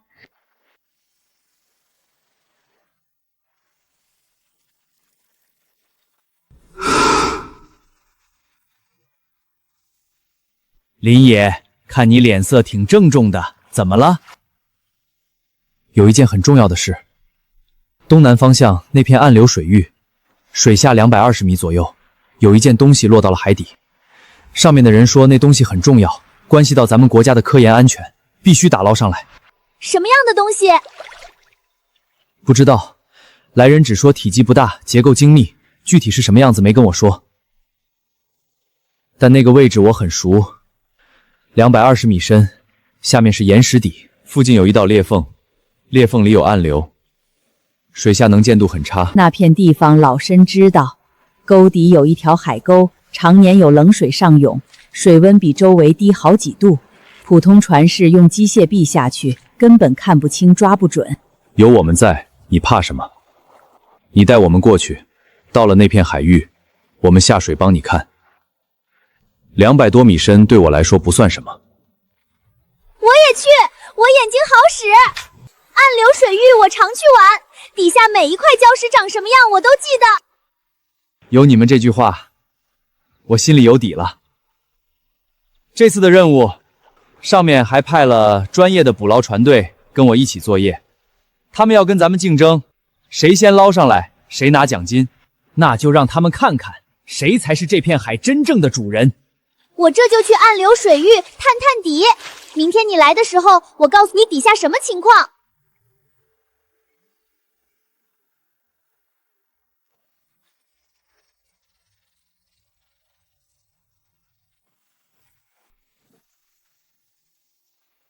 大壮起锚。好嘞。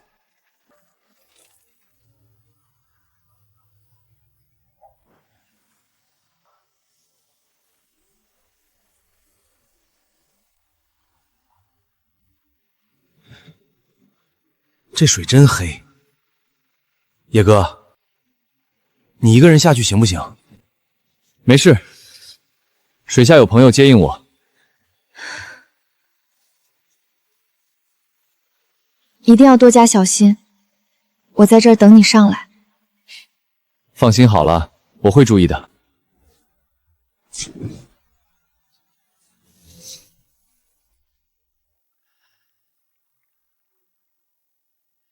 林野，我昨晚探清楚了，那件东西在沟底一道裂缝旁边，大概2米长，圆柱形的，外壳是深灰色金属，上面有红色的标记，旁边还有几块碎片，像是坠落时碰碎的。裂缝旁边，我上次去的时候怎么没注意到？因为它被一块大礁石挡着，从上面看根本看不到。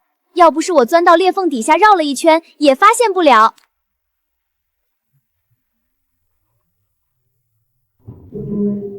那件东西就在那边，离海底大概还有20米。你抓紧我的背鳍，我带你下去。孩子，老身在这儿盯着那件东西一宿了，没人动过。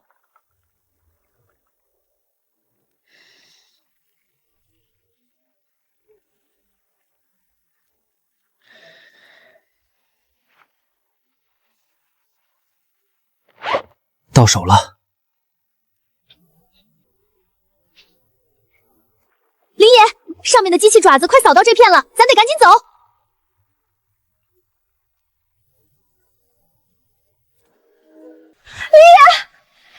林野，野哥，接着。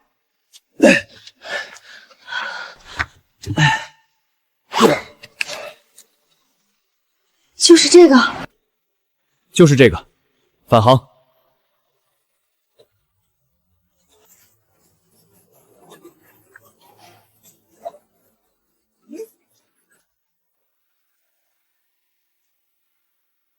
林野同志，这位是我们海洋科研总署的田长官。林野同志，你好，东西我们已经初步检查过了，完好无损。田署长客气了，能帮上忙是我的荣幸。我听说你是赶海出身，从一无所有到现在建起了渔场和海上乐园，你有时间可以到署里来跟我们详细聊聊，说不定能形成一套可推广的经验。好，等我把手头几个项目收尾了，一定来向各位领导汇报。这是500万的奖金支票，按规定打捞成功当天兑现。林野同志，你辛苦了。谢谢田署长。小伙子，好好干，海洋这片天地大得很。你刚才说话的时候特别稳，一点都不紧张。紧张什么？就是捞了个东西，交了个差，走吧，回家。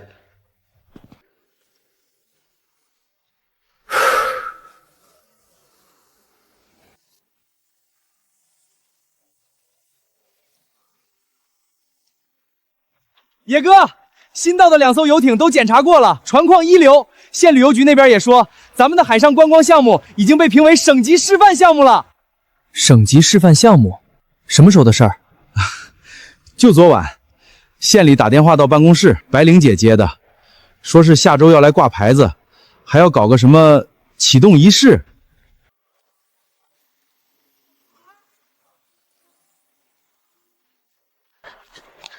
林野，省城那边又来了3家旅行社的合作意向书，想要独家代理咱们的海上乐园周末游套餐，这是这个月第5家了。生意好是好事儿，但接待能力跟不上的话，口碑会出问题。你跟莫姐商量一下，把每日接待上限定下来，宁可少接单，不能降质量。我已经让莫姐在排了。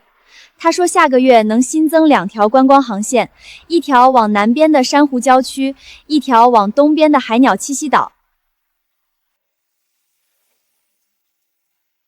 主人现在可厉害了，以前是赶海的小子，现在是大老板了。我大黄也跟着吃香的喝辣的，嘿嘿。林野渔场这个月又上了省里的新闻，省级示范项目。郑总，据我们摸底，林野渔场目前拥有30多个养殖池，一个金鳞龙鱼繁育中心，一个省级生态循环养殖示范基地，6艘观光游艇，一个正在扩建的海上乐园，以及3家海景民宿。今年上半年，它的综合营收保守估计在1200万以上。郑总，咱们的滨海度假村项目就在它渔场北边不到5公里，同样是做海上旅游，他那边的客流量已经快把咱们的客源吸干了。你们觉得他凭什么能做起来？听说他跟县里的关系不错，而且他那个生态养殖模式确实有独到之处，全国都在推。还有个关键因素，他好像跟这片海里的海洋生物有点说不清道不明的关系。跟海豚说话，养虎鲸当兄弟，这也有人信？郑总，虽然是传闻，但确实有不止一个目击者说看到他在海上跟虎鲸和海豚互动，而且他那个渔场周边的海域海洋生物密度确实比别处高，这也许不是空穴来风。不管他用什么办法，他那套东西现在挡了我的路，这是事实。我郑大鹏在县城做了10几年生意，没见过谁能挡我的路还全身而退的。郑总，您打算怎么做？先不急着动他正面，他那套生态养殖不是吹得神乎其甚吗？咱们就让他出点生态事故。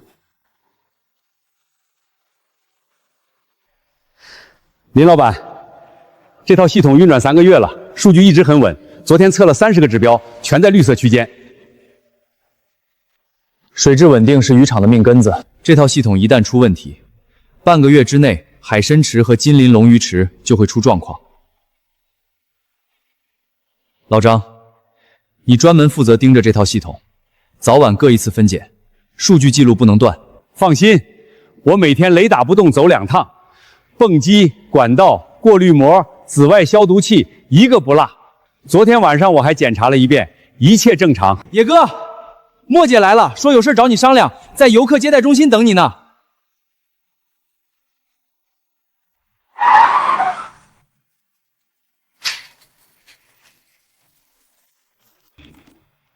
郑总说了，倒进去之后3天之内系统就会出故障，到时候他们查不出原因，只会以为是设备老化。快到，别磨蹭，这地方虽然偏，但难保没人经过。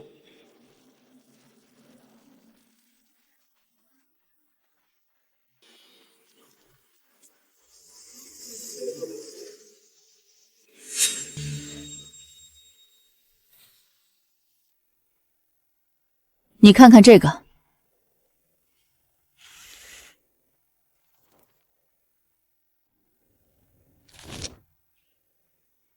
这是北边那个新项目，叫什么来着？郑大鹏的滨海度假村。这个人在县城做服装生意起家，他的项目就在咱们渔场北边5公里。我听说过他在县里关系很广。问题不在这里，问题在于上个月他派人去听海楼，想挖老周过去当行政总厨，老周没答应。然后这个月他的度假村开始打广告，主推的菜系跟咱们高度相似。他这是冲着咱们来的，明摆着，咱们的海上乐园项目一火，客源就会被分流。他那度假村投了上千万，不可能坐视客源被咱们抢走。那就让他来，市场这么大，一家吃不完。他做他的，我做我的，各凭本事。你倒是沉得住气。不过林野，我提醒你一句，郑大鹏这个人做生意的手段不那么讲究，得留个心眼儿。我知道，我会注意。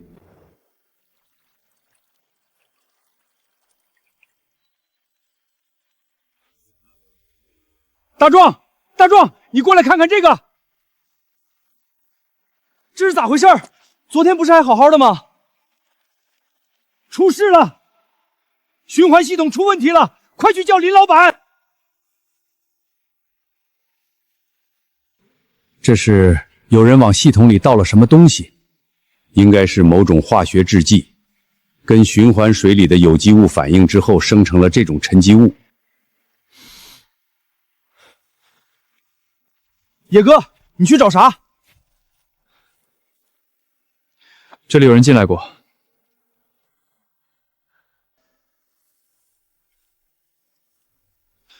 有人钻进来搞破坏，野哥，报警吧！报警是肯定的，但在这之前得先保住循环水系统。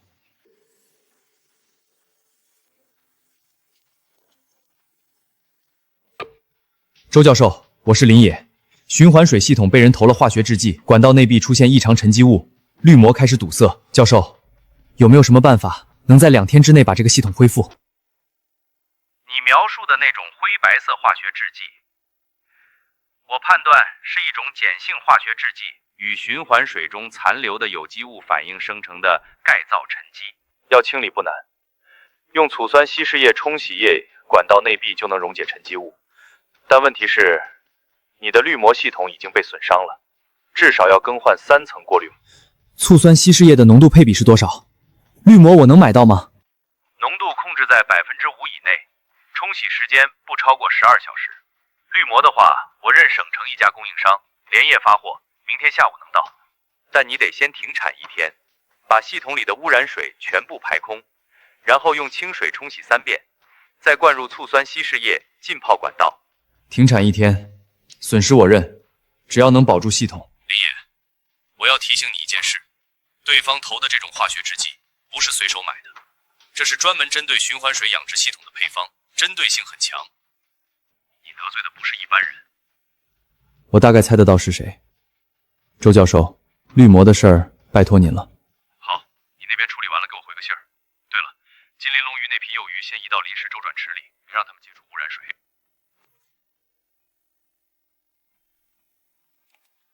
郑大鹏，除了他，我想不到第2个人。我跟他无冤无仇，他上来就动我的循环系统，这是想直接断我的根。你有什么打算？他动了我的渔场，这件事不能就这么算了。但我不会像他一样偷偷摸摸，我要让他知道，动我的东西是要付出代价的。我找郑大鹏。林老板，稀客，进来坐。郑总，我就不绕弯子了。前天晚上，有人往我渔场的循环水系统里投了化学试剂，差点毁掉我整片养殖区。哦，还有这种事儿？那林老板应该报警啊！来我这里做什么？郑总，你做你的生意，我做我的生意，市场那么大，咱们各凭本事吃饭。但你让人动我的渔场，这就越界了。今天我上门来，不是来跟你吵架的。林老板，你说有人动你的渔场，你有证据吗？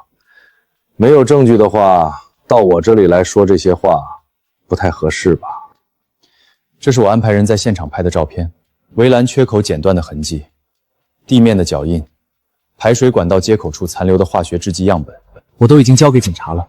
警察立案需要时间，但我不急，我等着。林老板，我跟你无冤无仇，怎么会做那种事呢？你可能是误会了。这样吧，既然你渔场出了事，需要帮忙的话，尽管开口，咱们都是做生意的，和气生财。和气生财是好事，但前提是别碰我的东西。这小子有点意思。郑总，林野今天下午确实去过刑警队，我托人打听了一下，他提交了围栏缺口照片、地面脚印照片和化学试剂残留样本。郑总，那2个人已经安排到外地去了，短时间内不会回来，警察查不到他们头上。这小子比我想象的硬，他今天上门来那番话是来敲打我的，要不要再搞一次？这次弄大点，让他知道厉害。不行，现在他刚立了案，盯着的人多，不能在这个节骨眼上动手。等他放松警惕了，再找机会。郑总，我听说林野跟海里的海洋生物确实有某种联系，上次他在海上跟裘海龙斗的时候，据说虎鲸和海豚都帮了他。如果传闻是真的，咱们在海上动他，恐怕不太好办。在海上动不了他，就在陆地上动。他那海上乐园不是越做越大吗？游客越多，出事的概率就越大。找个机会，让他的游客出一场意外。林老板放心，今天的游客分成了3组下水，每组配备2名教练，水深不会超过8米，全程护航，安全绳、备用氧气瓶、水面瞭望员全都到位了。好，游客的安全是第一位的，宁可少赚，不能出事。第一批游客已经准备下水了，那几家旅行社的领队也在船上看着，他们挺满意咱们的安全措施。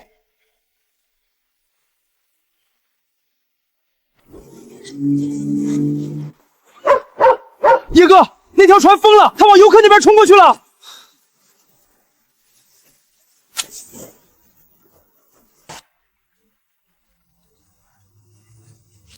油门线，油门线在哪儿？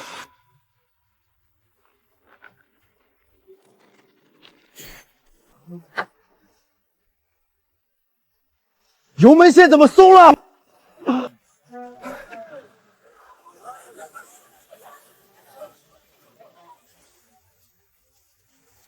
叶哥，你吓死我了！你居然徒手去扯油门线，你不要命了？不扯油门线，那船就撞上游客了。那个开船的人呢？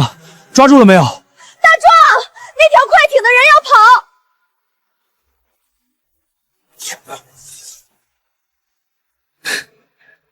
想跑？想跑？问过我海豚小姐没有？你是什么人？谁让你开快艇往游客群里冲的？我就是开快艇兜风的，没注意那边有人，你们凭什么抓我？兜风？你时速快40节了，往浅水区冲，你告诉我你没注意？你刚才打电话了，打给谁的？是不是郑大鹏？喂，刑警队吗？我是林野，海上乐园发生了一起蓄意冲撞游客事件，嫌疑人已被控制，请派人过来处理。对，就在现场。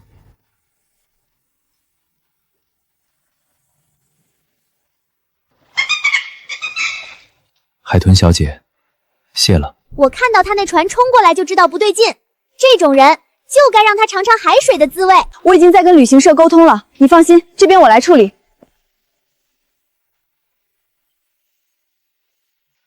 郑大鹏，这次你玩大了。你说你是兜风没注意，但技术鉴定结果显示，你那条船的油门拉线是被人为从固定卡扣中扯脱的，不是自然断裂。我不知道，可能是船老化了。船老化？那艘快艇是去年才出厂的，登记在你名下才3个月，而且我们查访过了，在你出事之前找过郑大鹏。我再说一遍，你驾驶快艇高速冲向正在进行潜水活动的游客区域，这种行为已经构成了危害公共安全罪。是郑大鹏的助手找到我的，说事成之后给我5万块钱，让我开快艇往那片海域冲，不用真的撞到人。你以前还给郑大鹏做过什么事儿？还有前几天往林野渔场循环水系统里倒化学试剂的事儿，也是我们干的。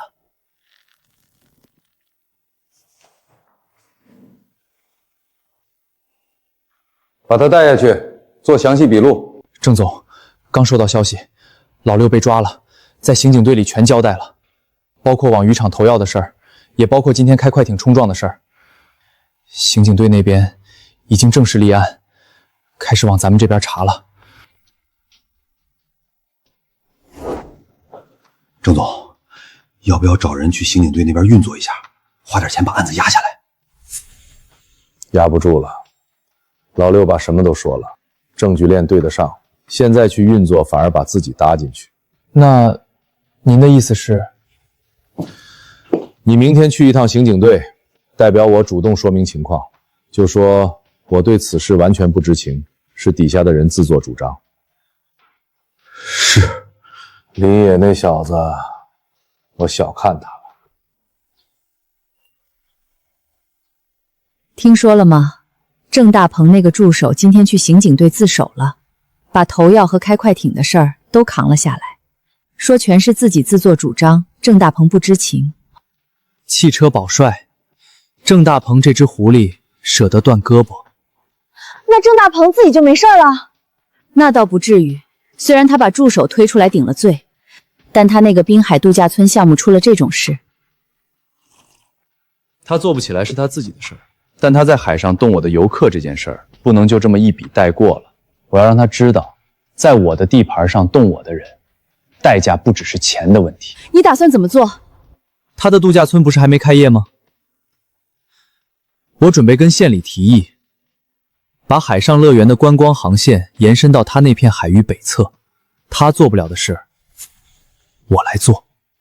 你这是要把他那片海也接手过来？他不配去开发那片海。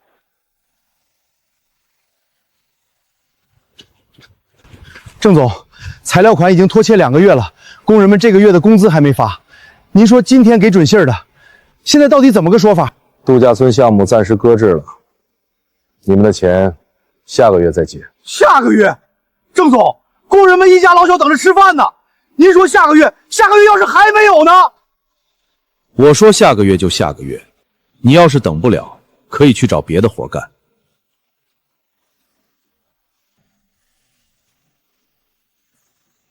林野，这次你赢了，但生意场上的事，输赢是常事，你最好一直这么顺下去，别让我抓到机会。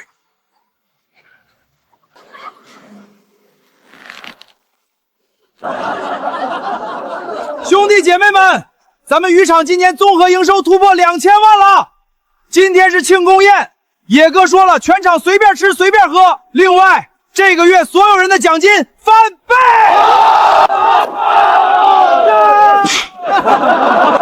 大家辛苦了，没有你们，就没有今天的林野渔场。林老板，我这辈子跟过7、8个老板，你是我见过最厚道的一个，跟着你干，心里踏实。老张叔，咱们还得继续加油。渔场的路还长，咱们一起把这片海经营好。2000万了。当初你在海边跟我说建渔场的时候，我都不敢想能有今天。那会儿你也没嫌弃我，还说要回娘家拿钱帮我。那都多久的事儿了，还提他干嘛？林野，恭喜你，2000万只是开始，下一个目标5000万。有莫姐你这句话，我心里有底了。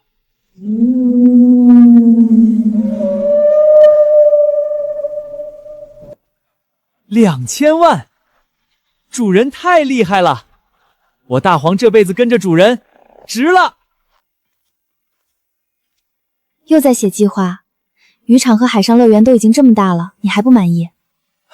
不是不满意，是觉得还有很多事可以做。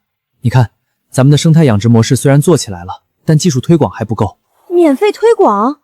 免费提供技术培训和系统设计图纸，材料费他们自己出就行。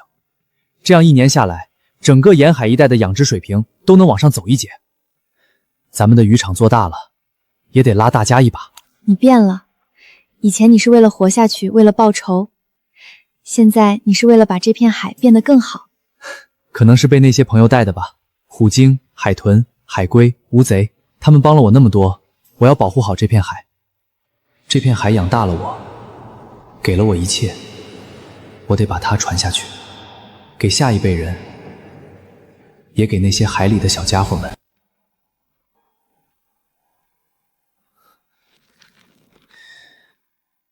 郑大鹏那个混蛋！郑大鹏的动作比我们想得快，他不仅抓了海豚，还抓了2条幼年虎鲸。我托人打听过了，他花了大价钱买通了几条远洋捕捞船的船主专门在夜间作业，专挑海豚和幼鲸下手。他这是疯了！那些海豚和虎鲸都是群居动物，被强行拆散族群，养在动物馆的池子里也活不长的。野哥，咱们不能看着他这么干，得想个办法阻止他。他的捕捞船我再熟悉不过了，那都是这片海上用的船型。他要抓海豚和虎鲸，用的肯定是大型围网和声呐驱赶设备。只要把他的船弄出故障，他的计划就泡汤了。你是说，在海上直接动手？